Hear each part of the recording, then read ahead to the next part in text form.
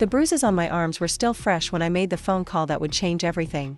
Purple fingerprints wrapped around my wrists like twisted bracelets, and the scratches on my forearms burned every time my sleeves brushed against them. I sat in my kitchen, staring at the business card I'd been carrying in my purse for 3 months, the one my neighbor had given me after her own family drama. Financial forensics, it read. When family finances don't add up. Before we jump back in, tell us where you're tuning in from, and if this story touches you, make sure you're subscribed because tomorrow, I've saved something extra special for you. I never thought I'd need it. Never imagined that at 68 years old, I'd be sitting alone in the house where I'd raised my children, planning what some might call revenge, but what I knew was simply justice. The marks on my arms would fade in a week or two, but the marks I was about to leave on someone else's life would last considerably longer. My name is Margaret Collins, though everyone has always called me Maggie, and 3 days ago I learned exactly what my daughter-in-law really thinks of me. It wasn't the first time Jessica had put her hands on me, but it was definitely going to be the last. You see, some people mistake kindness for weakness, generosity for stupidity, and maternal love for an invitation to abuse. Jessica Martinez Collins had made all 3 mistakes, and now she was about to learn why you should never underestimate a woman who spent 40 years balancing family budgets and 20 years running the books for her late husband's construction company. The whole thing started 6 months ago when my son David came to me with that look on his face. You know, the one, the hangdog expression that meant he needed money but was too proud to ask directly. We were sitting on my back porch, the same porch where I'd bandaged his scraped knees and listened to his teenage heartbreaks, watching his 8-year-old daughter Emma play on the swing set I'd bought for her 3rd birthday. "Mom," he'd said, running his hands through hair that was getting thin like his father's had, "Jessica's been looking at houses. Bigger places, you know? Emma's getting older, and the apartment is feeling pretty cramped." I'd nodded and sipped my iced tea, waiting for him to get to the point. David had always been my gentle child, the one who'd rather take a beating than ask for help, unlike his sister Rebecca who'd moved to California and called only on holidays. But gentleness, I'd learned, wasn't always a virtue. Sometimes it meant you married women like Jessica who saw kindness as weakness and love as leverage. The thing is, he'd continued, not meeting my eyes, our credit isn't great. Jessica had some issues before we got married, and with the student loans and the medical bills from when Emma broke her arm, the banks aren't exactly rolling out the red carpet. Jessica's issues were a delicate way of describing the credit cards she'd maxed out buying designer purses and expensive dinners for friends who disappeared the moment the bills came due. But David had always been protective of her reputation, even when she didn't deserve it. "How much do you need?" I'd asked, though I already knew the conversation would end with me writing a check. It always did. In the 5 years since David married Jessica, I'd become their personal bank. $1,000 here for a car repair, $2,000 there for Jessica's emergency dental work that turned out to be cosmetic veneers, $5,000 for the down payment on Jessica's boutique that failed within 6 months because she'd rather shop than work. Well, if we could put down a solid down payment, maybe $50,000, we could qualify for a mortgage on this place Jessica found. It's in Riverside Estates, great schools, 3 bedrooms, 2 baths. Emma would have her own room. And a real backyard. $50,000. I'd done the math in my head quickly, mentally reviewing my savings and investments. I could afford it, barely, but it would mean dipping into the emergency fund I'd been building since Robert died 3 years ago. The fund that was supposed to see me through my golden years, pay for any medical emergencies, maybe even allow me to take that trip to Ireland I'd been dreaming about since I was 20. But this was for Emma, my precious granddaughter who deserved stability and her own bedroom and a yard to play in. This was for David, who worked 2 jobs trying to keep up with Jessica's spending habits. This was for family, and family was everything. To me. "Let me think about it," I'd said, though we both knew I'd already decided. That night, I'd called my financial advisor, a sharp woman named Patricia who'd been managing my investments since Robert's death.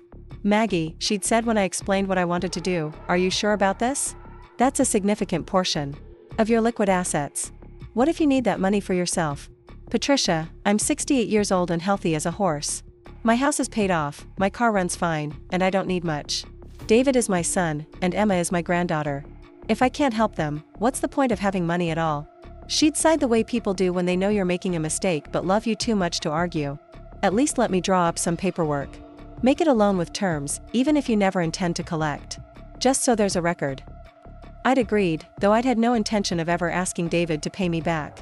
Some gifts come disguised as loans to protect everyone's pride, and this was one of them. Or so I'd thought. The closing on the house had been in July, a sweltering Tuesday that had me dressed in my best summer dress, sitting in a lawyer's office watching David sign papers that would give him and Jessica their dream home. Jessica had been practically glowing, her dark hair perfectly styled, her makeup flawless despite the heat.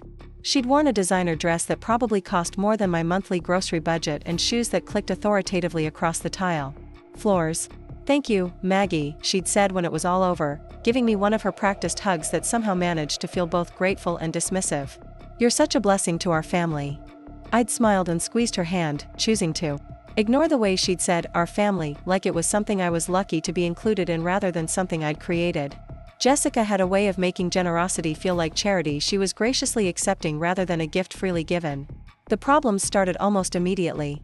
Within a month of moving into the new house, Jessica had begun what she called improving the space. Suddenly, David was working overtime to pay for new furniture, professional landscaping, a security system that cost more than my car payment. Every time I visited, there was something new: an expensive coffee machine, custom window treatments, a dining room set that looked like it belonged in a magazine. "Where's all this money coming from?" I'd asked David one evening when Jessica was upstairs putting Emma to bed. We were sitting in his new living room, surrounded by furniture that probably cost more than most people's annual salaries. He'd looked uncomfortable, the way he always did when discussing money. "Jessica's been doing really well with her consulting work. She picked up some new clients after we moved." Jessica's consulting work was a nebulous thing that seemed to involve a lot of lunches with potential clients and very few actual contracts. But David had always been protective of her professional pride, even when the numbers didn't add up. It was Rebecca who'd first planted the seeds of suspicion. My daughter had called in late August, ostensibly to check on me but really to gossip about David's sudden lifestyle upgrade. "Mom, have you seen Jessica's Instagram lately? She's posting pictures of their house like it's some kind of showplace. Designer everything, professional photos, the works. Where are they getting the money for all this?" I dismissed Rebecca's concerns initially. She'd never liked Jessica, had always thought David could do better, and I'd assumed this was just more of the same resentment. But then I'd started paying closer attention during my weekly visits with Emma. The bills were piling up on David's kitchen counter, I'd noticed. Credit card statements with balances that made my stomach clench. Past due notices mixed in with advertisements for more credit cards. Preparing and narrating this story took us a lot of time, so if you are enjoying it, subscribe to our channel, it means a lot to us. Now back to the story. David looked tired all the time, stressed in a way that reminded me of the months before Robert's heart attack when the business was struggling and he tried to hide our financial problems from me. "Are you okay, sweetheart?" I'd asked him. One Sunday in September when Jessica had gone to what she called a networking event, but which looked suspiciously like a shopping trip with her girlfriends. "I'm fine, Mom. Just working a lot, you know? The overtime is good money, and with the new house expenses." He'd trailed off, but I could see the exhaustion in his eyes, the way his shoulders sagged when he thought I wasn't looking. That's when I'd made my first mistake. Instead of confronting the situation directly, I decided to help quietly.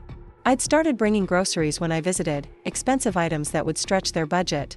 I'd taken Emma school shopping without being asked, buying her clothes and supplies that easily totaled $300. I'd paid for her gymnastics classes and her piano lessons, telling David it was because I wanted to be involved in my granddaughter's activities. Jessica had accepted all of this with the same gracious entitlement she'd shown at the house closing. Never refusing the help, never acknowledging that it was help rather than just a grandmother's natural generosity. She'd even started making suggestions about what I could contribute next. Emma needed a new bike. The house could use some professional holiday decorating. Wouldn't it be nice if Emma could go to that expensive summer camp all her new friends were attending? By October, I was spending nearly $1,000 a month on expenses that should have been David and Jessica's responsibility. My carefully managed retirement budget was stretched thin, but I'd told myself it was temporary. Once Jessica's consulting business picked up, once David's overtime started paying off their debts, things would stabilize. Then came the afternoon that changed everything. I'd driven over to their house on a Thursday in late October to drop off a check for Emma's school fundraiser. Jessica had called me that morning, explaining in her sweetest voice that they'd forgotten about the deadline and would I mind covering Emma's pledge since I'd want to support her granddaughter's education. The check was for $200, money I'd had to transfer from my emergency fund because my checking account was running low. I'd used my key to let myself in. David had given it to me when they'd moved in, saying I should feel free to visit anytime. The house was quiet, and I'd assumed Jessica was out at one of her networking events.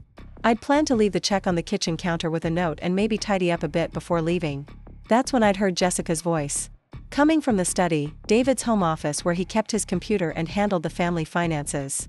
She was on the phone, and something in her tone made me pause instead of announcing my presence. "No, Marcus, I told you it's not a problem. The old lady has plenty of money, and she's practically throwing it at us." David feels guilty taking it, but I've convinced him it's for Emma's sake. I'd frozen in the hallway, the fundraiser check crumpling in my suddenly clenched fist. "What do you mean how much more?" "Honey, she just gave us $50,000 for the house down payment like it was pocket change. She's probably sitting on $200,000 or $300,000, maybe more. Her husband left her pretty well set up, and she's got no expenses. No mortgage. No debt, just an old woman rattling around in a house that's way too big for her." The person on the other end of the call must have asked a question because Jessica had laughed, a sound that made my blood run cold. "Of course she doesn't know about us. David thinks I'm doing consulting work, and as long as the money keeps flowing from Mommy Dearest, he doesn't ask too many questions. Besides, what's she going to do with all that money anyway? She's got maybe 10 good years left, and it's not like she's living some exciting lifestyle. At least this way, the money stays in the family." I'd backed away from the study, my heart pounding so hard I was sure Jessica would hear it. Marcus. I'd heard that name before, whispered in phone conversations that Jessica always ended when I walked into the room.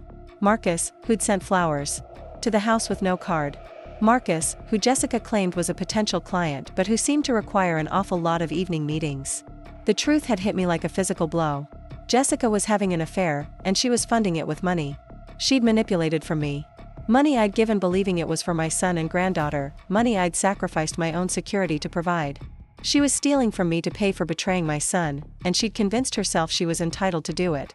I'd left the house without leaving the check, without confronting Jessica, without making a sound. I'd driven home in a daze, my hands shaking on the steering wheel, my mind racing through months of signs I'd missed or ignored. The late-night phone calls Jessica always took in private. The new jewelry she claimed were gifts from grateful clients. The way she'd grown more demanding about money while becoming more dismissive of my presence in their lives. That night, I'd sat in my kitchen with a cup of tea growing cold in front of me, staring at bank statements and canceled checks. $50,000 for the house. $8,000 for furniture and decorating. $3,000 for Emma's activities. $2,000 for Jessica's business expenses.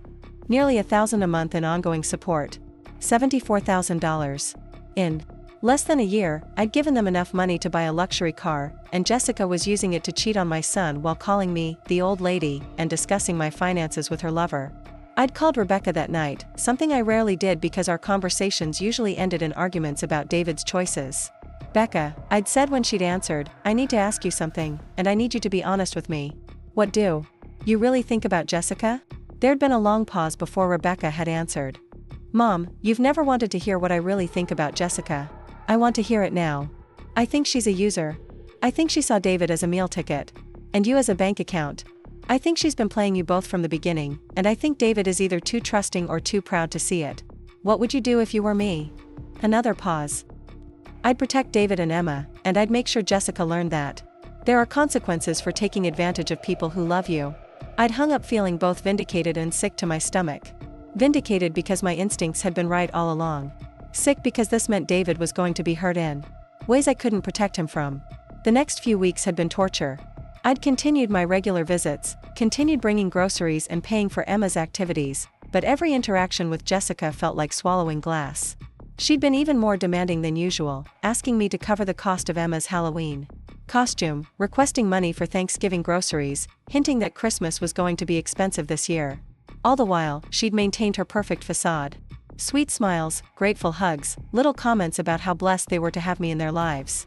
She'd even started calling me Mom Collins in front of Emma, a gesture that would have warmed my heart if I hadn't known it was part of her performance. David had grown thinner, more stressed.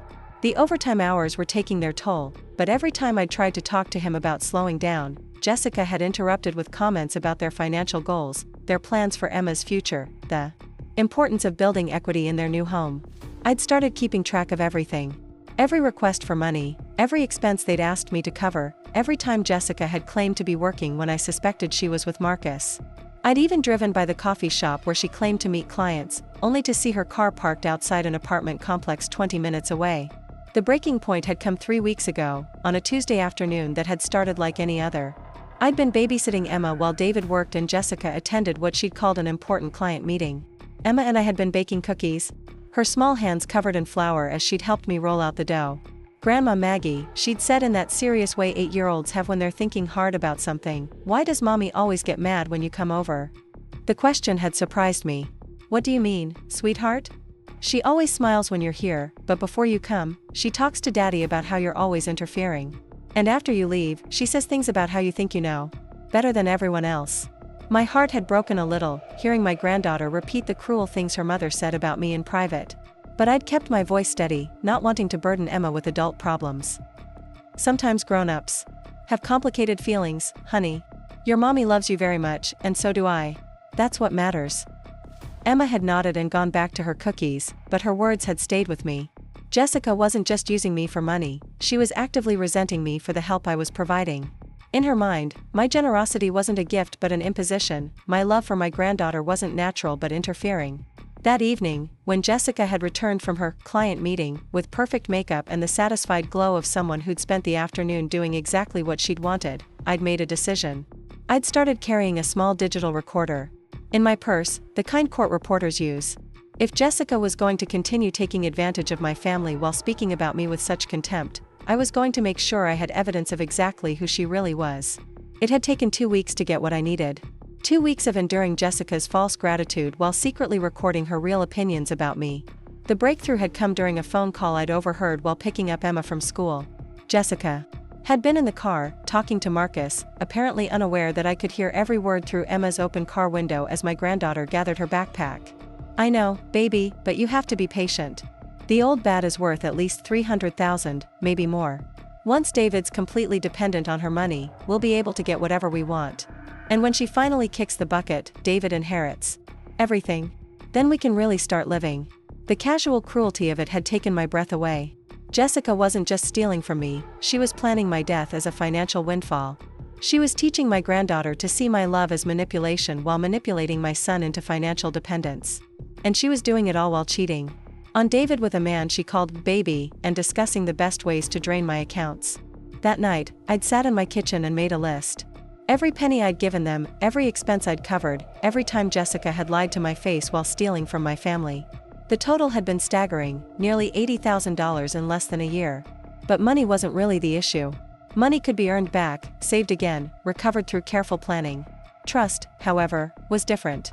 Love was different. The sacred bond between a mother-in-law and daughter-in-law, the security of knowing your family valued you as a person, rather than a resource that was gone forever. Jessica had violated something precious and irreplaceable. She'd taken my love for my son and granddaughter and weaponized it against me. She'd turned my generosity into a tool for her betrayal and my kindness into a weakness to be exploited. But Jessica had made one crucial mistake in all her careful planning and manipulation.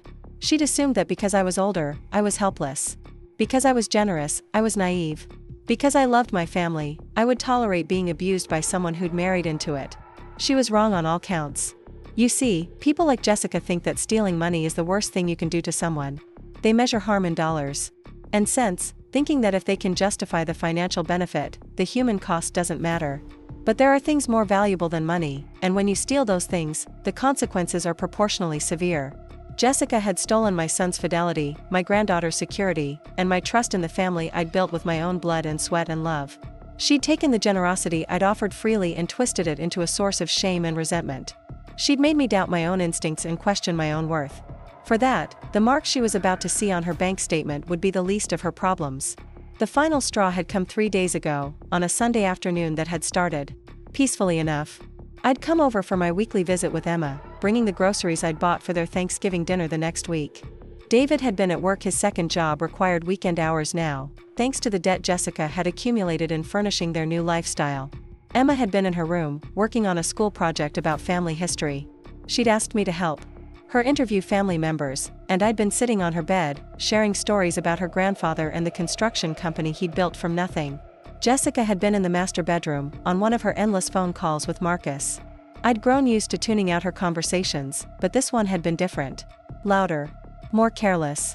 "No, Marcus, I'm not worried about David finding out. He's so busy working to pay for all this stuff that he barely notices what I do during the day. And his mother is so desperate to feel needed that she'll keep paying for everything as long as I make her feel like she's helping." I'd stopped talking to Emma, straining to hear more. The best part is that she thinks I actually care about her opinion. Yesterday she tried to give me advice about Emma's diet, like she knows better than Emma's actual mother. I just smiled and nodded and then asked her to cover Emma's gymnastics fee for next month. Works every time. The cruelty in Jessica's laughter had made my stomach turn. Emma had looked up from her project, sensing something was wrong. Grandma Maggie? Are you okay? I'd forced a smile. Of course, sweetheart. Why don't you go work on your project in the living room? I'll be right there. Once Emma had left, I'd crept closer to the master bedroom, my heart pounding as Jessica's voice grew clearer. I know it sounds harsh, but she's going to die eventually anyway. At least this way, her money is going to someone who'll actually use it instead of just sitting in some bank account. David will inherit everything, and then we'll really be set. That's when I decided I'd heard enough. I'd pushed open the bedroom door without knocking. Stepping into the room where Jessica sat on the bed I'd helped them buy, wearing lingerie I'd probably paid for, discussing my death as a business opportunity. Jessica had looked up, startled, and quickly ended her call. Maggie. I didn't hear. You come upstairs. Is everything okay? Is everything okay? I'd repeated, my voice steady despite the rage building in my chest. That's an interesting question, Jessica. Is everything okay with you talking to your boyfriend about my death like it's a stock dividend you're waiting to collect? The color had drained from Jessica's face. For the first time since I'd known her, she'd been speechless. I think you misunderstood, she'd finally said, but her voice had lacked its usual confidence. I don't think I misunderstood anything. I think I finally understand exactly who you are and what you've been doing to my family. Jessica had stood up then, her composure returning as she'd shifted into the manipulative mode I'd seen her use on David. Maggie, I think you're upset and maybe not thinking clearly. Why don't we go downstairs and talk about this calmly? I am thinking clearly. For the first time in months, I'm thinking very clearly. That's when Jessica had made her second to last mistake. Instead of continuing to try to smooth things over, she'd let her mask slip completely. Look, Maggie, I don't know what you think you heard, but you need to be very careful about making accusations. David loves me, and Emma needs stability. If you start causing problems in this family, you're going to find yourself cut out of our lives very quickly. The threat had been delivered with a smile, but it was a threat nonetheless. Jessica was warning me that if I tried to expose her, she'd turn my son against me and keep me from my granddaughter. Are you threatening me? I'd asked. I'm just pointing out reality. David trusts me, and Emma needs her mother. You're important to this family, but you're not essential. I'd hate for you to forget that. That's when I'd made my own mistake. Instead of walking away, instead of taking the high road and dealing with this situation through proper channels, I'd let my anger get the better of me. Jessica, you are a lying, cheating thief, and I will not stand by while you destroy my son's life and steal money from me to fund your affair. Jessica's face had hardened. You don't know what you're talking about. I know exactly what I'm talking about. I know about Marcus. I know about the money you've been taking. I know about every lie you've told and every time you've manipulated David into asking me for help so you could fund your betrayal of him. That's when Jessica had grabbed my arms. Her nails had dug into my skin as she'd gripped me hard enough to leave marks, her face inches from mine as she'd hissed words that would haunt me for days. You listen to me, you pathetic old woman. David is my husband, and Emma is my daughter. This is my house, and you are here because I allow it. If you ever accuse me of anything again, I will make sure David knows exactly what kind of bitter, jealous woman his mother really is. I will tell him that you tried to sabotage his marriage because you can't stand that he chose someone younger and prettier than the miserable old hag who raised him. Her grip had tightened, and I'd felt something warm running down my arms where her nails had broken the skin. And if you think for 1 second that you can turn my daughter against me or my husband against me, you're about to learn just how wrong you are. I don't care how much money you have or how many sad stories you tell about being lonely. You're nothing but a pathetic old woman who never learned to let go, and if you don't back off, I'll make sure you lose everything that matters to you. She'd released me then, pushing me away hard enough that I'd stumbled backward against the dresser. The scratches on my arms had been burning, and I'd looked down to see thin lines of blood where her nails had torn my skin. Get out of my house, she'd said, her voice now cold and controlled. And don't come back until you're ready to apologize for your accusations and mind your own business. I'd looked at this woman who'd taken $80,000 from me, who was cheating on my son, who'd just physically assaulted me in the bedroom I'd helped her afford, and I'd made a decision that would change all our lives. You're right, I'd said quietly. I should mind my own business. And my business includes every penny I've given this family and every legal remedy available to me when someone steals from me and assaults me. I'd walked out of that house with Jessica's threats ringing in my ears and her nail marks burning on my arms. I'd driven home slowly, carefully, my hands shaking on the steering wheel as the full weight of what had just happened settled over me. Emma had called me that night, worried because I'd left without saying goodbye. I'd told her I wasn't feeling well, which was true enough, and promised to see her soon. I hadn't mentioned what had happened with her mother, wouldn't burden an 8-year-old with adult problems, but hearing my granddaughter's sweet voice had strengthened my resolve. Jessica had threatened to take Emma away from me. Had promised to turn David against me if I tried to expose her crimes. Had physically assaulted me and then ordered me out of the house I'd helped them buy. She'd made her choice, and now I was going to make mine. That night, I'd sat in my kitchen with a bag of frozen peas pressed against my arms, staring at the business card my neighbor had given me months ago. Financial forensics. When family finances don't add up. Tomorrow, I'd thought, Jessica was going to learn that marks on someone's arms heal relatively quickly. Marks on someone's bank statement, however, could last for decades. And now, 3 days later, I was about to make that phone call that would start the process of showing Jessica exactly what happened when you mistake kindness for weakness and love for stupidity. I picked up my phone and dialed the number on the card. It rang twice before a professional voice answered. Hamilton Financial Investigations, this is Sarah speaking. Yes, I said, my voice steady and calm. I'd like to schedule a consultation. I believe my daughter-in-law has been committing financial fraud, and I have evidence that she's been stealing money from me to fund an extramarital affair. I see. Can you tell me approximately how much money we're talking about? I looked down at the notebook where I'd been tracking every expense, every request, every penny I'd given to David and Jessica over the past year. Approximately $80,000, I said. And that's just what I can document. I suspect there's more. And you have evidence of fraudulent activity? I have recordings, financial records, and physical evidence of assault. I also have reason to believe she's been forging my son's signature on financial documents. There was a pause before Sarah spoke again, and when she did, her voice had taken on the focused intensity of a professional who'd just heard something very interesting. Mrs. Collins, I think we should definitely meet. How soon can you come in? Sarah Hamilton's office was nothing like I'd expected. Instead of the sterile corporate environment I'd imagined, it felt more like a cozy living room, with warm lighting and comfortable chairs arranged around a coffee table laden with tissues and bottles of water. The woman herself was younger than I'd anticipated, probably in her early 40s, with kind eyes and graying hair pulled back in a practical bun. She wore a simple navy blazer and had the sort of calm, reassuring presence that made you want to tell her your deepest secrets. Mrs. Collins, she said as she poured me a cup of tea from a china service that reminded me of my grandmother's, before we begin, I want you to know that everything we discuss here is completely confidential. I've been doing financial forensics for 15 years, and I've seen every type of family situation you can imagine.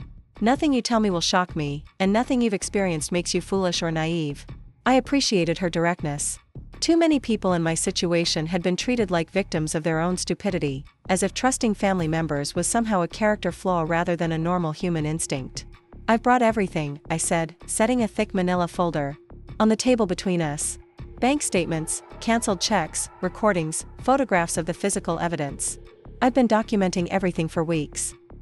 Sarah's eyebrows raised slightly as she opened the folder and began examining the contents.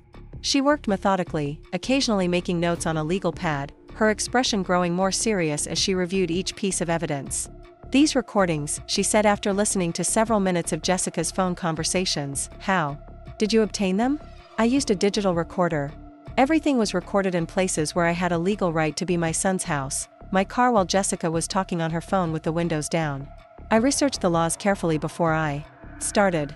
Illinois is a one-party consent state, which means I can record conversations I'm part of or overhear in public spaces.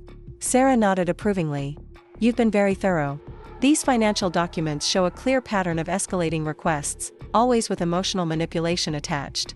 And the recordings prove intent to defraud, as well as evidence of the affair she's been funding with your money. She paused at the photographs I'd taken of my arms after Jessica's assault, the bruises and scratches clearly visible against my pale skin. Mrs. Collins, I need to ask you directly, have you filed a police report about this assault? No, I admitted. I wanted to understand all my options before I decided how to proceed. Jessica threatened to turn my son against me and keep me from my granddaughter if I caused problems. I need to be strategic about this. Sarah leaned back in her chair, studying me with what looked like professional admiration. Mrs. Collins, in my 15 years of doing this work, I've rarely seen someone approach a family financial crime with such careful documentation and strategic thinking. Most people come to me angry and emotional, which is completely understandable, but makes it harder to build a solid case. You've essentially done half my job for me. What exactly can we do with all this evidence? Several things, Sarah said, pulling out a fresh legal pad. First, let's talk about the criminal aspects. Your daughter-in-law has committed several felonies. Wire fraud, if she used electronic transfers or credit cards to steal from you. Mail fraud, if any of the transactions involved postal services. Identity theft, if she forged your son's signature on any documents. And that's before we get to the assault charge. She continued writing as she spoke. From a civil perspective, you have grounds for several lawsuits. Conversion, which is the legal term for taking someone else's property. Fraud, obviously. Intentional infliction of emotional distress. Assault and battery. Depending on how deep we dig, we might find additional charges. But what about Jessica's threats? She said she'd turn David against me and keep Emma away from me. Sarah's expression hardened. Mrs. Collins, one thing I've learned in this business is that people who threaten to manipulate family relationships are usually already doing it. Your daughter-in-law has been lying to your son about her consulting income, her expenses, and her activities. She's been teaching your granddaughter to see your generosity as normal rather than exceptional. She's been systematically isolating you while taking your money. She leaned forward, her voice taking on the intensity of someone who'd seen this pattern too many times. The truth is, she's already turned your son against you in small ways. Every time she's made you the solution to their financial problems, she's made him feel inadequate as a provider. Every time she's accepted your help while privately criticizing you, she's been poisoning the well. You're not protecting your relationship with your son by staying silent about her crimes. You're enabling her to destroy it slowly instead of quickly. The insight hit me like a physical blow. Sarah was right. David had been pulling away from me for months, not because he loved me less, but because Jessica had been making him feel ashamed of needing my help while simultaneously ensuring that help was always necessary. What would you recommend? I asked. That depends on what you want to achieve. Do you want your money back? Do you want Jessica punished? Do you want to protect your son and granddaughter? Do you want all of the above? I thought about David's tired face, Emma's innocent questions about why her mother got angry when I visited, Jessica's casual cruelty as she discussed my death as a windfall. I want justice, I said finally. I want Jessica to face real consequences for what she's done. I want my son to know the truth about who he married. I want my granddaughter protected from a mother who sees other people as resources to be exploited. And yes, I want my money back, not because I need it, but because letting her keep it would be rewarding her crimes. Sarah smiled the sort of smile that made me understand why financial criminals feared her. Then let's talk about a comprehensive strategy. First, we're going to file a police report about the assault. That creates an official record and starts a criminal investigation. Then we're going to turn all this financial evidence over to the district attorney's office for prosecution of the fraud charges. She pulled out a calendar and began making notes. Simultaneously, we're going to file civil suits for recovery of the stolen funds, plus damages. We're also going to petition for a restraining order based on the assault and threats. And here's where it gets interesting, we're going to request a forensic accounting of all your son's financial accounts. What will that accomplish? If Jessica has been forging his signature or using his accounts without permission, your son is as much a victim as you are. We can potentially clear him of any liability for her debts and protect his credit rating. More importantly, it will force him to confront the truth about what his wife has been doing. I felt a surge of hope. You think we can prove David wasn't involved in the fraud? Based on what I see here, your son has been working 2 jobs to pay for a lifestyle he didn't choose and couldn't afford. That doesn't sound like someone who's actively participating in fraud. It sounds like someone who's being manipulated by a professional. Sarah continued outlining the strategy. We'll also subpoena Jessica's phone records and financial accounts. If she's been using your money to pay for her affair, we'll have documentation of exactly where every dollar went.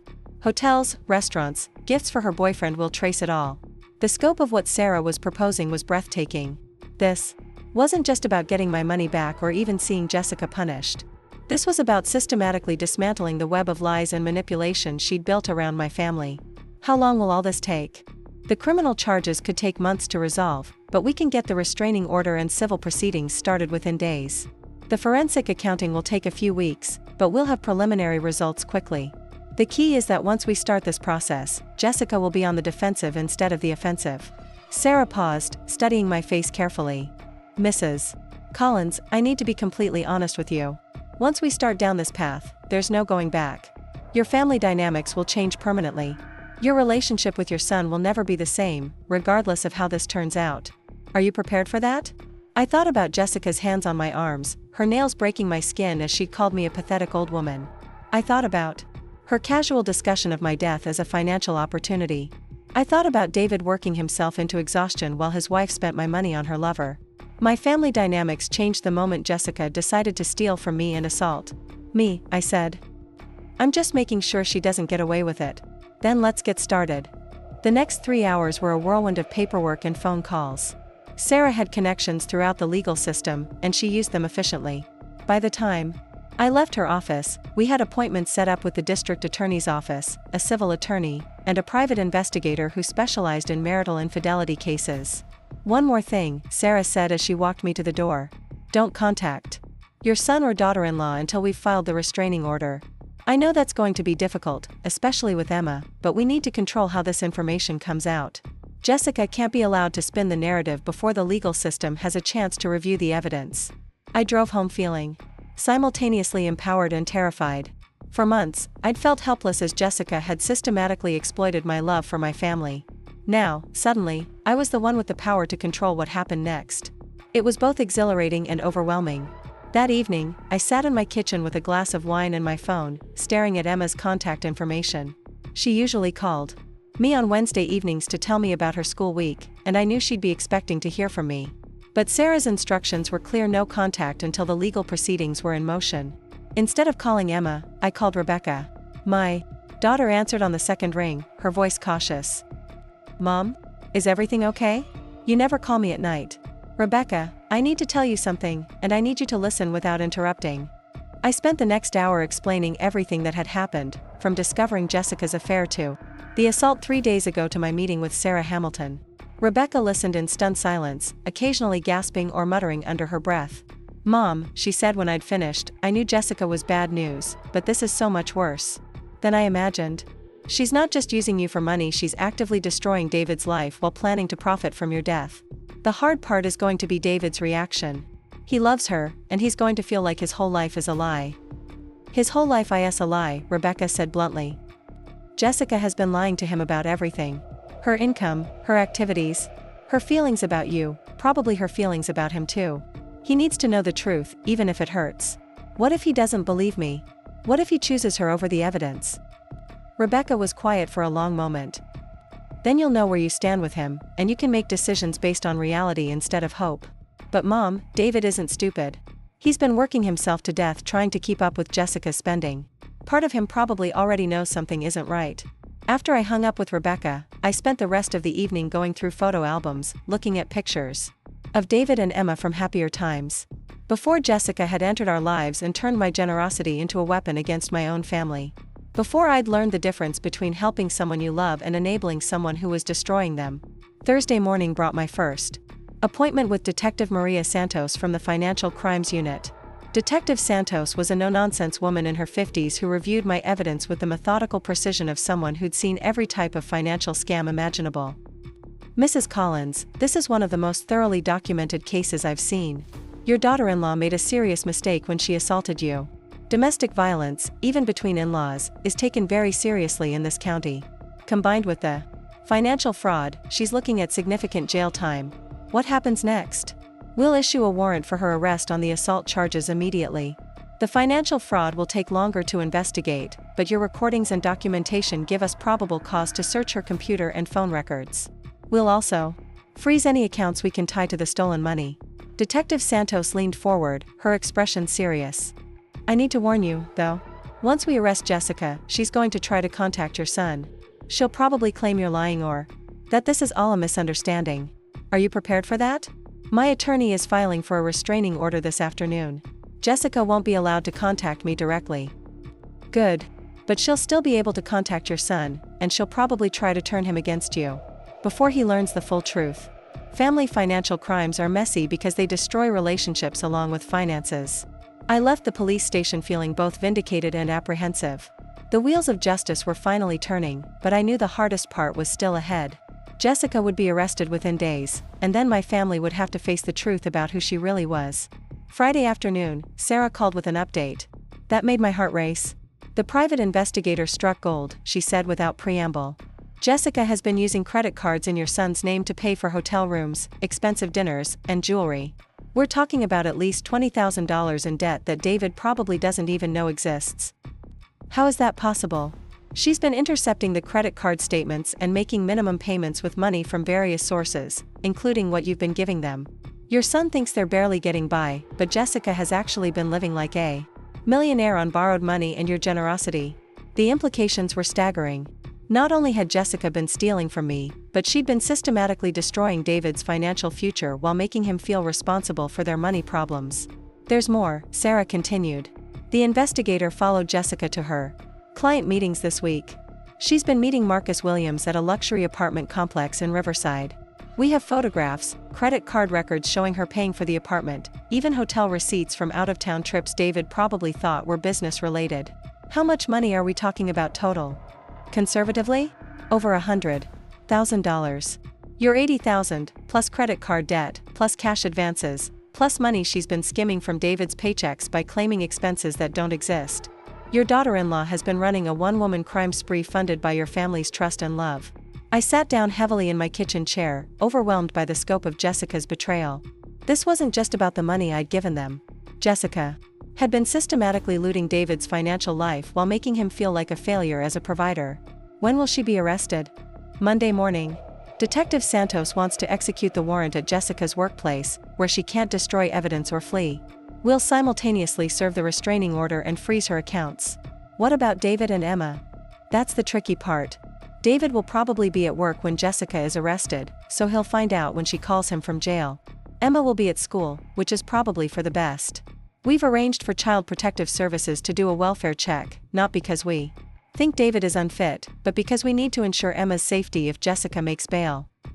The mention of Child Protective Services made my stomach clench.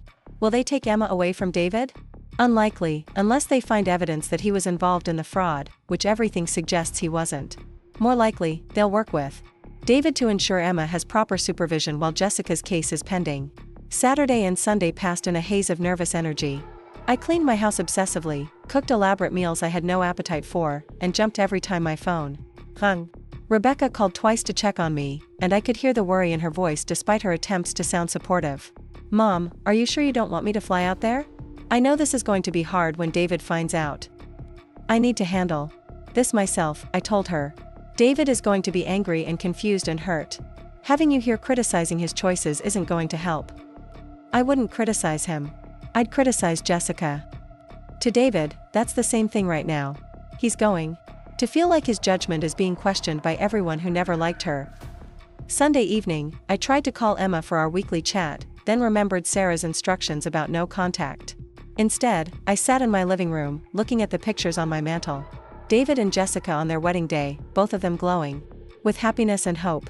Emma's school photos from each year, charting her growth from a gap-toothed kindergartner to the serious third grader she was now. Rebecca and her family at Christmas, all of us gathered around the tree in the living room where I was sitting. By tomorrow evening, everything would be different. David would know that his wife was a criminal and his mother was the one who turned her in. Emma would learn that families could be torn apart by choices made by adults who were supposed to protect her. The happy memories captured in those photographs would be forever tainted by the knowledge of what came after. But the alternative, maintaining the lie, allowing Jessica to continue her crimes, enabling her to destroy David's life while she planned for my death, had been worse. Sometimes protecting the people you love meant hurting them with the truth instead of comforting them with lies. Monday morning, I woke up at 5 a.m., too nervous to sleep. I made coffee and sat at my kitchen table, watching the sunrise over the garden Robert and I had planted 30 years ago. By the time the sun was fully up, Jessica would be in police custody, and my family's life would never be the same. At exactly 9 a.m., my phone rang. Sarah Hamilton's voice was brisk and professional. It's done. Jessica was arrested at her workplace at 8:30. The restraining order has been served, and her accounts are frozen. Detective Santos said she seemed genuinely shocked, which suggests she really believed she was going to get away with this. What happens now? Now we wait for David to call you. He's going to be angry and confused, and Jessica will probably try to convince him that you're lying or that this is all a misunderstanding. Stay calm, stick to the facts, and refer him to Detective Santos if he wants official confirmation. I thanked Sarah and hung up, then sat staring at my phone, waiting for it to ring. I didn't have to wait long. At 10:15, David's name appeared on my caller ID. I took a deep breath and answered. Mom. His voice was tight with controlled emotion. I just got a call from Jessica. She says you had her arrested for assault and theft. Please tell me this is some kind of misunderstanding. David, I know this is hard, but it's not a misunderstanding. Jessica has been stealing money from me for months, and 3 days ago she physically assaulted me when I confronted her about it. That's impossible. Jessica wouldn't hurt anyone, and she's not a thief. There has to be some explanation. I closed my eyes, hearing the pain and confusion in my son's voice. David, I have recordings of her talking to her boyfriend about taking my money. I have photographs of the marks she left on my arms. I have bank records showing exactly how much money she's taken from me. Her boyfriend? David's voice cracked. Mom, what are you talking about? Jessica has been having an affair with a man named Marcus Williams. She's been using money I gave your family to pay for hotel rooms and an apartment where they meet. David, she's been lying to you about everything. The silence on the other end of the phone stretched so long I thought the call might have dropped. When David finally spoke, his voice was barely a whisper. How long have you known? I've suspected something was wrong for weeks, but I only found out about the affair a few days ago. I hired a private investigator to get proof before I went to the police. Jesus, Mom. Why didn't you come to me first? Why didn't you give me a chance to handle this myself? The question I'd been dreading. Because Jessica threatened to turn you against me and keep Emma away from me if I said anything. Because she's been manipulating both of us for months, and I didn't think you'd believe me without proof. So you decided to have my wife arrested instead of trusting me to do the right thing? I could hear the hurt and anger in his voice. And it broke my heart. But I also heard something else, the dawning realization that his life was built on lies. David, there's more. Jessica has been using credit cards in your name to fund her affair. She's run up at least $20,000 in debt that you probably don't even know about. She's been stealing from both of us. Another long silence. Then, in a voice that sounded older and more tired than I'd ever heard from him, I need to see the evidence. All of it. Detective Santos has everything. She'll meet with you whenever you're ready. And Emma? Where is Emma while her mother is in jail? She's at school. Child Protective Services will check on her this afternoon, but there's no reason to think you can't take care of her. David, you're not in trouble here. You're as much a victim as I am. I don't feel like a victim, Mom. I feel like an idiot. I feel like everyone's going to know that I couldn't even tell when my own wife was robbing my mother and cheating on me. The pain in his voice made me want to drive over to his house and hold him like I had when he was little and the world had hurt him. But the restraining order meant I couldn't go near Jessica, and I didn't know if she'd made bail yet. David. Intelligent, loving people get fooled by professional manipulators every day. Jessica is very good at what she does. This isn't a reflection on your judgment or your worth as a person. Isn't it, though? What kind of man doesn't notice that his wife is having an affair? What kind of husband doesn't know about $20,000 in credit card debt? The kind who trusts his wife and works 2 jobs trying to provide for his family. David, Jessica's whole strategy depended on your trust and your dedication to your family. She used your best qualities against you. We talked for another 20 minutes, with David asking questions I couldn't answer and expressing anger and hurt that I couldn't fix. When he finally hung up, promising to call Detective Santos and meet with the attorneys, I felt empty and sad despite knowing I'd done the right thing. The rest of Monday passed in a blur of phone calls and legal appointments. Sarah updated me. On Jessica's bail hearing, she'd been released on bond but was required to stay away from me and surrender her passport. The civil attorney filed paperwork to freeze more of Jessica's assets and demanded an immediate accounting of how she'd spent the money she'd taken from me. Tuesday brought news that made everything feel more real and more devastating. David had met with Detective Santos and reviewed all the evidence. The recordings, the photographs, the financial records, the private investigator's report, it was all laid out in stark, undeniable detail. He called me that evening, and I could tell he'd been crying. Mom, I'm sorry. I'm so sorry I didn't believe you at first. I'm sorry I didn't protect you from her. I'm sorry I was so blind that I let her hurt both of us. David, you have nothing to apologize for. I do, though. I should have questioned where the money was coming from for all the things Jessica wanted. I should have wondered why she never seemed to actually bring in any income from her consulting work. I should have noticed that you were always the one paying for Emma's activities and our groceries. He paused, and I could hear him struggling to control his emotions. I kept telling myself that you wanted to help, that you enjoyed being involved in Emma's life. But the truth is, I was relieved that someone else was handling the bills because I couldn't keep up with Jessica's spending. I let my pride about being a good provider blind me to what was really happening. David, Jessica is a professional manipulator. She made you feel ashamed for needing help while making sure you always needed help. This is what she does. The detective showed me pictures of the apartment Jessica was renting for her and that Marcus guy. $1,500 a month. Mom. She was paying $1,500 a month for an apartment to cheat on me while I was working 60 hours a week trying to keep up with bills I didn't even know we had.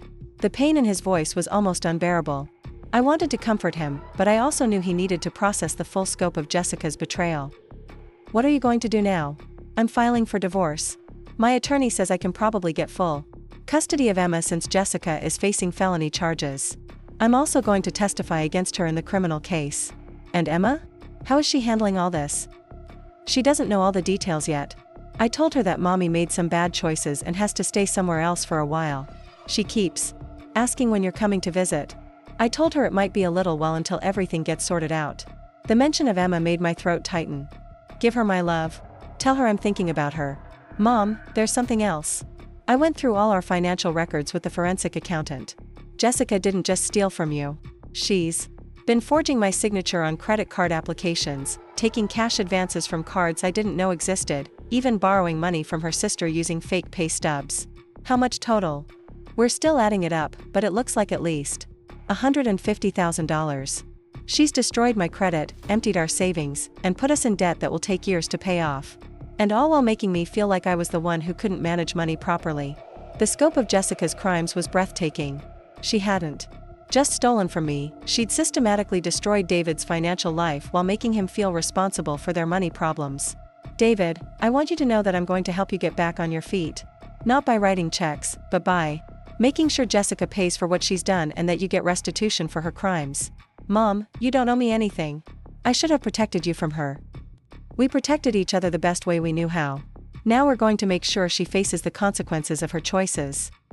Wednesday brought the news I'd been waiting for. The district attorney's office had decided to prosecute Jessica for multiple felonies: wire fraud, identity theft, credit card fraud, and assault. The private investigator had also uncovered evidence that Jessica had been claiming fake business expenses on her taxes, adding federal tax fraud to her list of crimes. Sarah called me with an update that made me understand just how deep Jessica's criminal behavior went. The forensic accountant found something interesting in Jessica's computer files. She's been keeping detailed records of her manipulations, almost like a business plan. She had lists of your financial assets, strategies for getting more money from you, even notes about your health and life expectancy. She was planning this from the beginning? It looks like it. She has documents dating back to when she first started dating your son. Notes about your house value, your husband's life insurance, your investment accounts. She researched your family's wealth before she even married into it. The revelation hit me like a physical blow. Jessica hadn't gradually become a criminal who targeted my family. She had chosen David specifically because she knew I was wealthy and generous. Our entire relationship had been based on her plan to exploit my love for my son and granddaughter. There's more. We found evidence that Marcus Williams isn't just her boyfriend. He's her partner in this scheme. They've been running similar cons on other elderly family members. Jessica wasn't just cheating on your son, she was using your money to fund a criminal enterprise. I sat down heavily, overwhelmed by the scope of what Sarah was telling me. Jessica wasn't just a selfish woman who'd made bad choices. She was a professional criminal who targeted my family as marks in a long-term financial fraud scheme. How many other families has she victimized? We're still investigating, but it looks like at least 3 others. Always the same pattern: marrying into families with older relatives who have money, gradually escalating requests for financial help, then using that money to fund fraudulent businesses or expensive lifestyles. The knowledge that other families had been victimized the same way somehow made Jessica's crimes feel both more serious and more impersonal. We weren't her only victims, we were just the most recent ones. Thursday evening, David called with news that broke my heart and filled me with hope at the same time. Mom, I talked to Emma tonight. Really talked to her about what's been happening. She's 8, but she's smart, and she's been seeing things that didn't make sense to her. What kind of things? She knew Jessica was lying about working. She'd seen Jessica meet strange men at coffee shops, heard her making secretive phone calls, noticed that Jessica always had new expensive things but claimed we didn't have money for Emma's activities. She even asked me once why Mommy didn't seem to like it when Grandma Maggie visited. I felt tears welling up in my eyes. Emma had been watching Jessica's deception unfold, not understanding what she was seeing but knowing something was wrong. How is she handling learning the truth? Better than I expected, actually. I think she's relieved to know that the weird things she'd been noticing weren't her imagination. She asked me if you were okay, and if she'd be able to see you again soon. What did you tell her? I told her that you're fine, and that as soon as some grown-up problems get sorted out, we'll all be together again. She made me promise to tell you that she misses you and that she wants to show you the book report she wrote about her family history. The book report Emma had been working on the day Jessica assaulted me. The family history project that had been interrupted by Jessica's criminal behavior and my decision to finally fight back. David, I miss her so much. I miss both of you. I know, Mom. This whole thing has made me realize how much Jessica was keeping us apart. Even when you were helping us, even when you were being generous, she always made me feel like I was taking advantage of you. She'd act grateful in front of you, then make comments later about how you were trying to control our lives with your money. Another piece of Jessica's manipulation revealed. She'd been systematically poisoning David's feelings about accepting my help while ensuring that help was always necessary. I should have seen what she was doing, I said. We both should have. But Mom, the important thing is that it's over now. Jessica can't hurt any of us anymore, and Emma and I both know who really had our best interests at heart. Friday brought the call I'd been dreading and anticipating in equal measure. Jessica had been indicted on 12 felony charges, and her trial was scheduled for early spring. She'd also been arrested on federal charges related to the tax fraud and the multi-state nature of her criminal enterprise. But more importantly, the restraining order had been modified to allow me to have supervised visits with Emma. David had petitioned the court, arguing that keeping me away from my granddaughter was punishing the victim of Jessica's crimes rather than protecting anyone. Saturday afternoon, I drove to David's house for the first time in 2 weeks. The social worker was professional but kind, explaining that her role was just to ensure Emma's safety and well-being during this difficult time. Emma ran to me the moment I walked through the door, wrapping her thin arms around my waist and holding on like she was afraid I might disappear again. Grandma Maggie. Daddy said Mommy made some really bad choices and that's why you couldn't visit.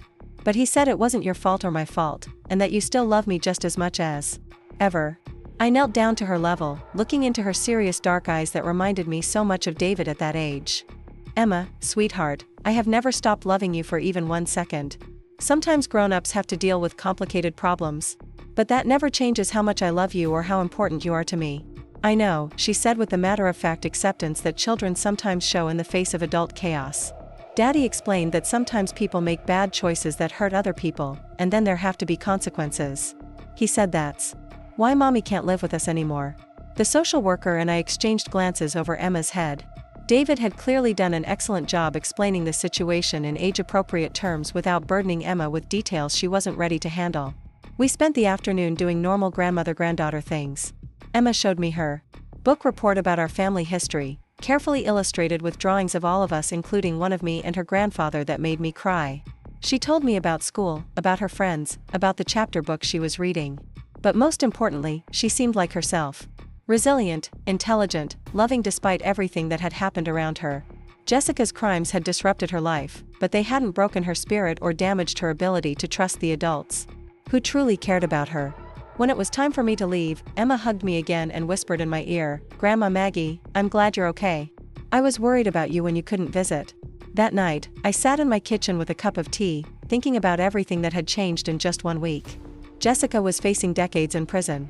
David was beginning to understand the full scope of how he'd been manipulated and abused. Emma was safe and surrounded by people who truly loved her. And I was no longer a victim of someone else's cruelty and greed. I was a woman who had fought back against someone who'd tried to destroy my family, and I had won. The marks on my arms had faded to yellow shadows, barely visible unless you knew where to look. But the marks on Jessica's bank statement, her credit report, her criminal record, and her future would last for the rest of her life. Justice, I'd learned, wasn't about revenge. It was about making sure that actions had consequences and that people who hurt others couldn't continue hurting them. Jessica had spent months marking my family with her lies, her manipulation, and her crimes. Now it was her turn to be marked by the consequences of her choices. The first shot fired in what would become a systematic dismantling of Jessica's life came in the form of a phone call I made on a crisp Tuesday morning in November. I sat in my study, surrounded by copies of financial documents, legal briefs, and a carefully crafted plan that would ensure Jessica paid for every penny she'd stolen and every lie she'd told. The number I dialed belonged to Marcus Williams. Wife. Hello, Mrs. Williams? My name is Margaret Collins. I believe your husband has been having an affair with my daughter-in-law, and I think you deserve to know what they've been doing with the money they stole from my family." The silence on the other end of the line stretched for nearly 30 seconds before Angela Williams found her voice. When she spoke, it was with the careful control of a woman who'd suspected something but had been afraid to confirm it. "I was wondering when someone would call me," she said quietly. "Marcus has been acting strange for months. New clothes, expensive dinners he claims are work-related, cash withdrawals that don't make sense. How much do you know?" I spent the next hour explaining everything. The affair, the apartment Jessica had rented for their meetings, the hotel receipts, the photographs my private investigator had taken. But most importantly, I told Angela about the money trail that showed her husband had been living a double life funded by Jessica's systematic theft from my family. "Mrs. Collins," Angela said when I'd finished, "I'm a divorce attorney. I've been practicing family law for 20 years, and I've seen every type of marital betrayal you can imagine. But this is criminal conspiracy. Your daughter-in-law and my husband haven't just been having an affair. They've been running a criminal enterprise. What do you plan to do with this information?" "I'm going to destroy him," Angela said with the calm certainty of a professional who knew exactly how to dismantle someone's life through legal channels. "Marcus thinks he's been clever, but he's left a paper trail that leads directly to criminal charges. Tax evasion, money laundering, conspiracy to commit fraud. By the time I'm finished with him, he'll be lucky if he can get a job delivering pizzas." I felt a surge of satisfaction that surprised me with its intensity. Jessica and Marcus had been so confident in their scheme, so certain that their victims would be too embarrassed or too trusting to fight back. They'd never considered that their crimes might create an alliance between the people they'd betrayed.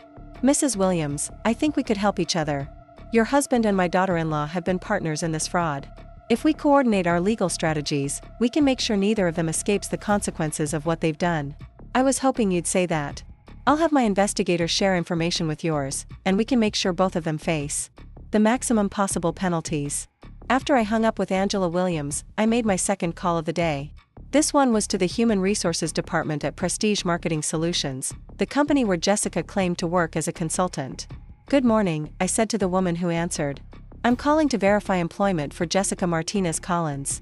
She's listed your company as her employer on several loan applications." "I'm sorry, but we don't have anyone by that name in our system." "Are you sure you have the right company?" "She's been claiming to work for you for over a year," she told my son she was earning substantial income from consulting contracts with your firm. There was a pause before the HR representative spoke again. "Ma'am, I think you need to know that we've had problems with people using our company name fraudulently. If someone has been claiming to work for us without authorization, that's identity theft and fraud. You should report this to the police immediately." I thanked her and hung up, adding another charge to the growing list of Jessica's crimes. She'd been lying about her employment from the very beginning, using a legitimate company's name to create fake pay stubs and justify her supposed income to David. My third call was to Emma's school.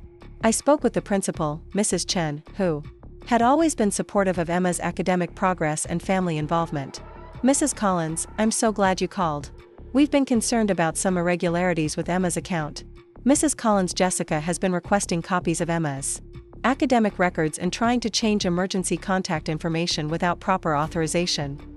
"What kind of changes?" "She wanted to remove you as an emergency contact and add someone named Marcus Williams. When we asked for your written consent, she became quite agitated and claimed you were no longer involved in Emma's life due to family disputes." The manipulation never ended with Jessica. Even facing criminal charges, even banned from contacting me directly, she was still trying to control the narrative and isolate me from my granddaughter. "Mrs. Chen, I need you to know that Jessica is facing criminal charges for fraud and assault. There's a court order restricting her access to certain family information. I'm sending you copies of the legal documents today. We'll make sure our records are updated immediately. Mrs. Collins, Emma is such a bright, resilient child. Whatever is happening at home, she's handling it with remarkable maturity. She's staying with her father, and he's doing an excellent job taking care of her. Jessica will not be living with them for the foreseeable future. I understand. Please know that we're here to support Emma in any way we can during this difficult time." The fourth call was perhaps the most satisfying.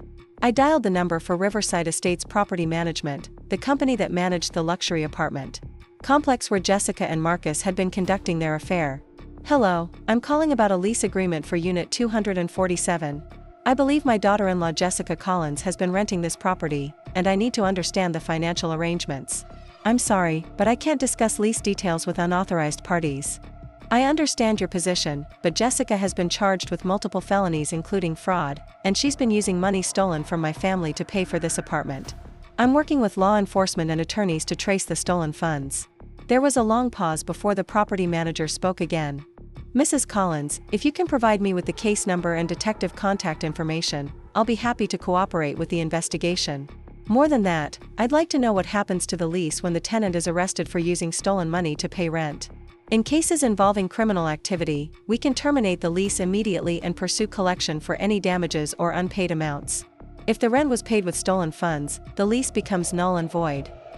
I provided Detective Santos' contact information and hung up with the satisfaction of knowing that Jessica and Marcus were about to lose their romantic hideaway, along with any deposits or possessions they'd left there. But the real work was just beginning. Sarah Hamilton had been busy executing the financial aspects of our strategy, and she called me that afternoon with updates that exceeded my wildest expectations. "Margaret, we've hit the jackpot. Jessica's bank records show a pattern of financial activity that goes back 3 years. She's been running this same scam on multiple families simultaneously." "How many families?" "At least 6 that we can document. Always the same pattern: young woman meets older man with wealthy family, marriage follows quickly, and then the systematic exploitation begins. Your family wasn't her first target, and you wouldn't have been her last." The revelation that Jessica was a career criminal somehow made her betrayal feel both more and less personal. More, because it meant every moment of our relationship had been calculated and false. Less, because it meant David and I weren't uniquely gullible, we were simply the latest victims of a sophisticated criminal operation. What about Marcus Williams? He's been her partner in at least 3 of these schemes. They've been doing this for years, moving from city to city, targeting families with older relatives who have significant assets. Your daughter-in-law is basically a professional con artist. And now? Now they're both looking at federal charges. The FBI has opened an investigation into their activities across multiple states. Jessica's not just facing local fraud charges anymore, she's looking at racketeering, conspiracy, and organized financial crime charges. The scope of what Sarah was describing was breathtaking. Jessica wasn't just a selfish woman who'd made bad choices. She was part of an organized criminal enterprise that had been systematically targeting and destroying families for years. What does this mean for the restitution? It means we're going to recover every penny they stole from you, plus damages, plus interest.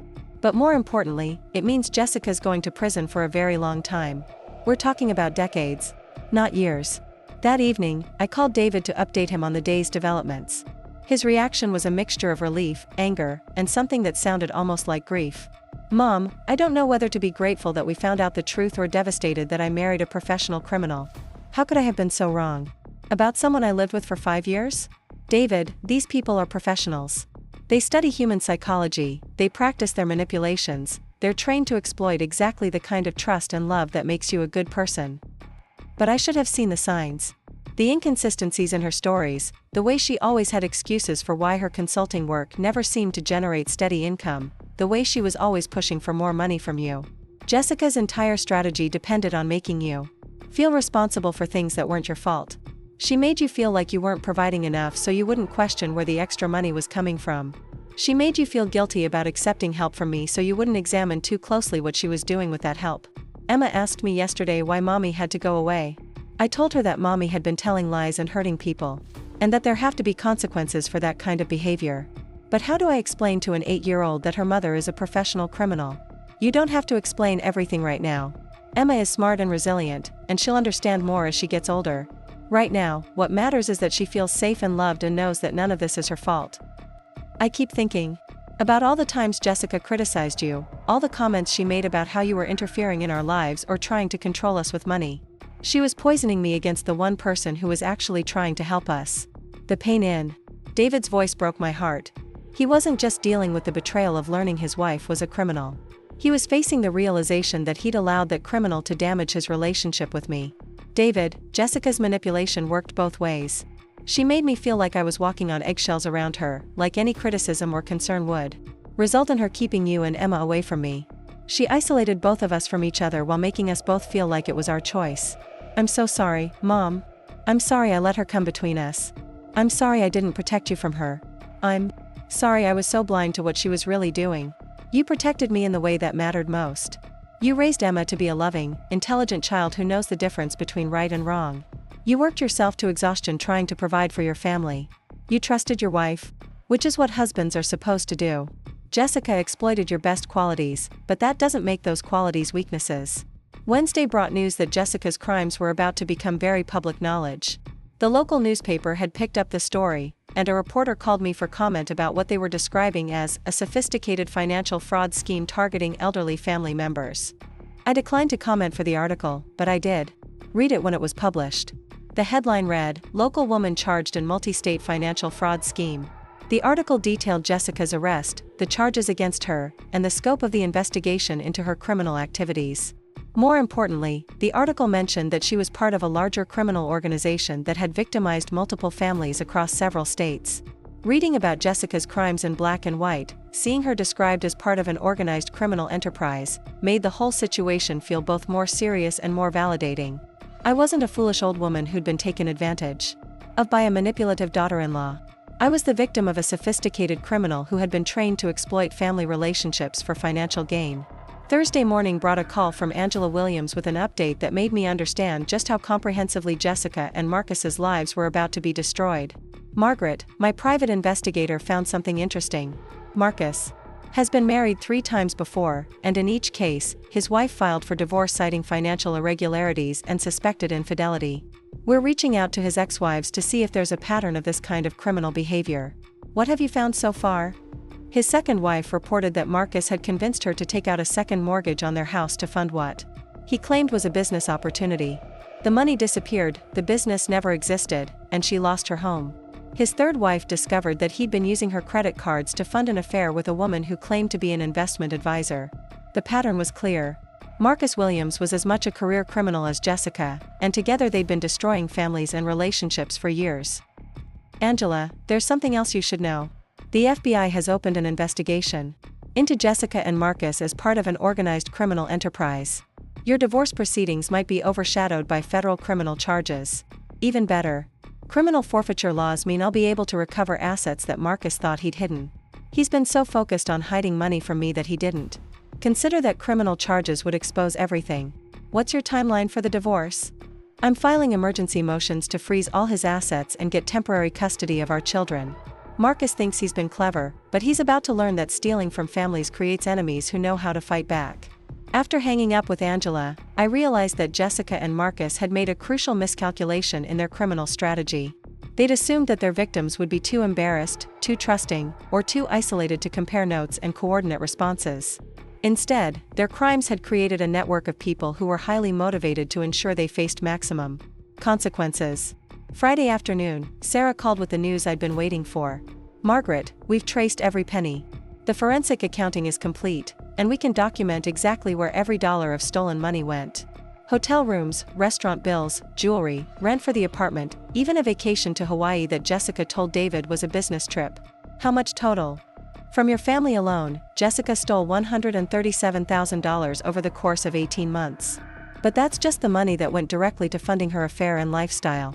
The credit card fraud and forged loan applications cost David another $80,000 in debt and damaged credit.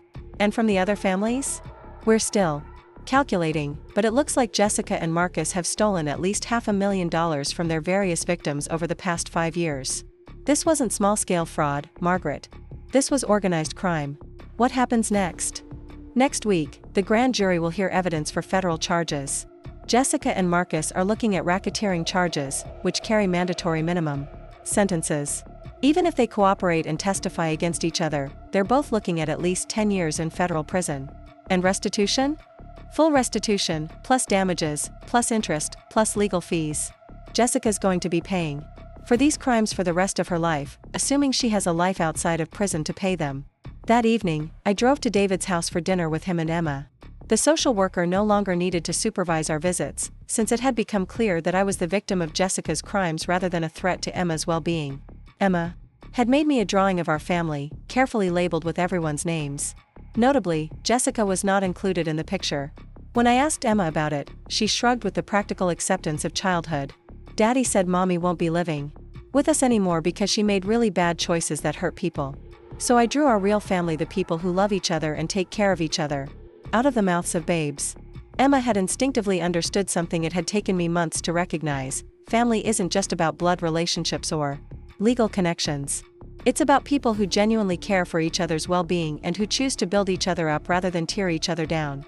Over dinner, David told me about the practical steps he was taking to rebuild his life in the aftermath of Jessica's crimes. I've met with a bankruptcy attorney about dealing with all the debt Jessica accumulated in my name. She thinks we can get most of it discharged since it was the result of criminal activity. My credit is destroyed, but it can be rebuilt. What? About the house? I'm going to have to sell it. I can't afford the mortgage payments on my own, and the house has too many memories of Jessica anyway. Emma and I are going to find a smaller place, maybe rent for a while until I get my finances sorted out. David, I want to help you with that, but I want to do it the right way this time. No more cash gifts that create dependency. If you need help with a down payment or security deposit, we'll structure it as a proper loan with terms and payments. Mom, I appreciate that, but I need to do this myself. I need to know that I can take care of Emma without relying on anyone else's money. Jessica made me feel like I was inadequate as a provider, and the only way I'm going to get my confidence back is by actually providing for my family myself. I respected David's need for independence, but I also made a mental note to find ways to help that wouldn't bruise his pride. Maybe paying for Emma's activities directly, maybe contributing to her college fund, maybe just being available as backup support if unexpected expenses arose. Have you heard anything from Jessica since her arrest? She's tried to call a few times, but I haven't answered. Her attorney sent a letter asking me not to cooperate with the prosecution, claiming that Jessica was coerced into her criminal activities by Marcus. But I've already agreed to testify against her.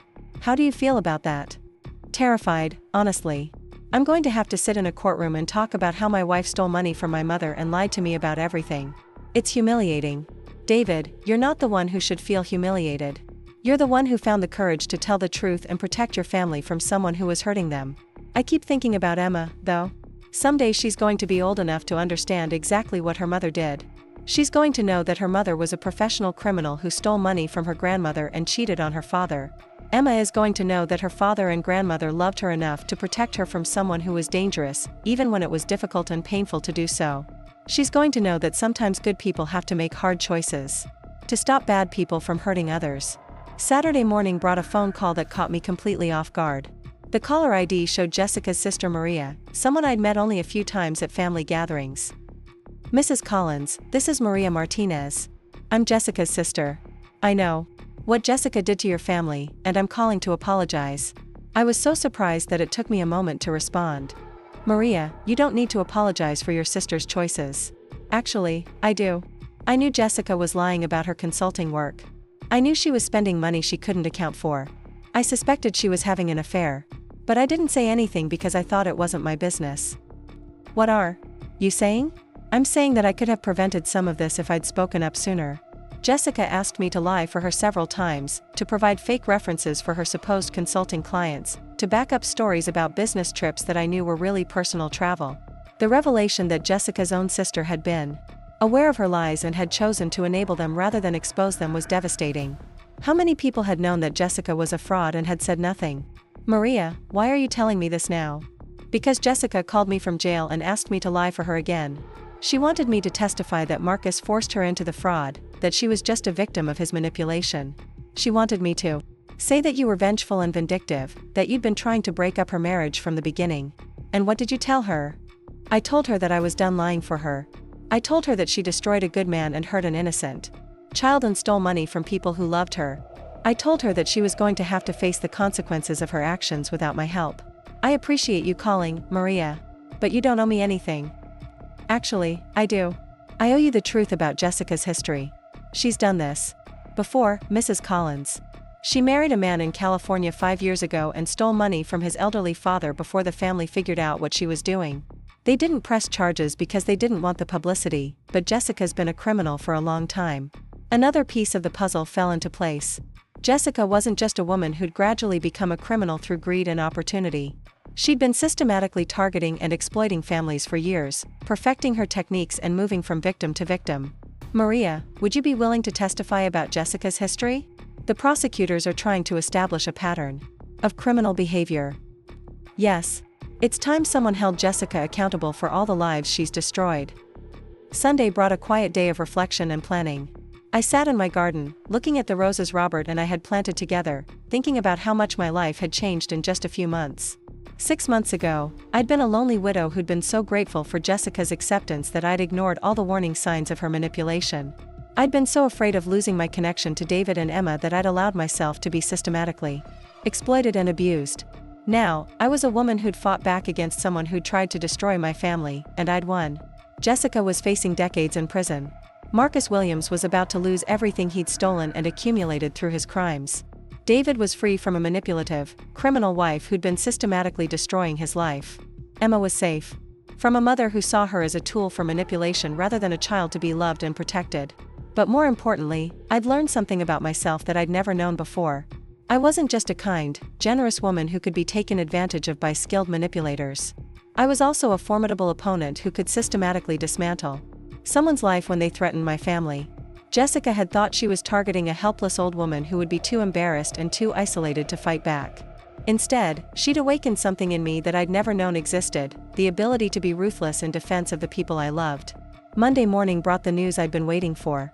The grand jury had returned indictments against both Jessica and Marcus on federal charges. Jessica was facing 12 felony counts, including racketeering, conspiracy, wire fraud, and identity theft. Marcus was facing similar charges, plus additional counts related to the other families they'd victimized. Sarah called me with details. That made clear just how comprehensive the government's case against them was. Margaret, they have everything. Financial records, phone records, surveillance footage, testimony from multiple victims across several states.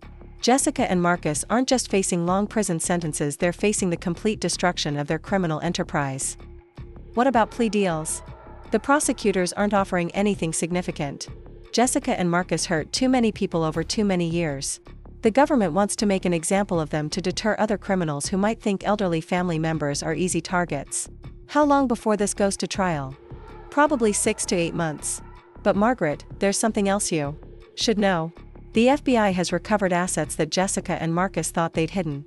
Jewelry, artwork, even a boat that Marcus bought with stolen money. Everything is being seized and will be sold to pay restitution to their victims. How much are we talking about? Enough to ensure that every family they victimized gets full restitution, plus interest, plus compensation for the emotional damage they caused. Jessica and Marcus are going to leave prison with nothing but the clothes on their backs and debts that will follow them for the rest of their lives.